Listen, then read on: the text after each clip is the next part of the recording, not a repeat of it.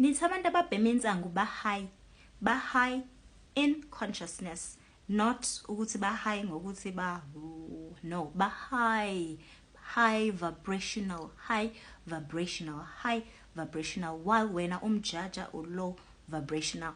Kodwa ke i-cannabis noma insangu yayisetshenziswa ke abantu bakudala uku-activate lento esithi pineal gland noma i-third eye,ekusiza ke ukwazi ukuthi ukubona ke ngehlo likamoya. Kanti ke yayisetshenziswa ke ngendlela ezithize, behlanganisa yona kanye nendlela yokuphefumula, i-breathwork nebalekile kufanele ukuthi sonke siyazi. Take deep breath and out.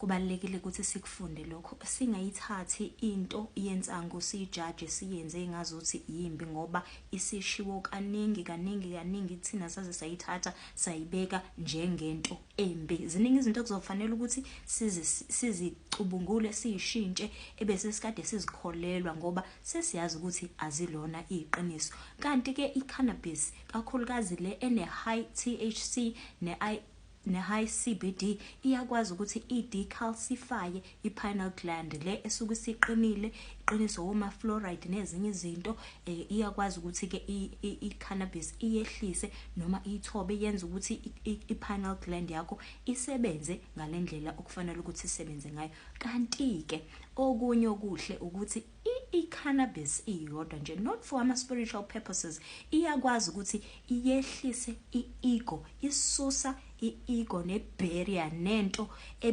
evimbela wena nalento osuke uyifuna. Yehlisa i-ego, mhlawumbe manixabene emndenini, you can make i-concoction uphuzise bonke abantu abaxabene bazokwazi ukuthi bakwazi ukuthi babe ne-understanding ngoba yenza ukuthi i-promote i-understanding amongst abantu. Kodwa lokho ungakwenzela ukuthi abantu ababe high noma uba overdose, kodwa wenzela ukuthi ubreake i-ego le emile ethi mina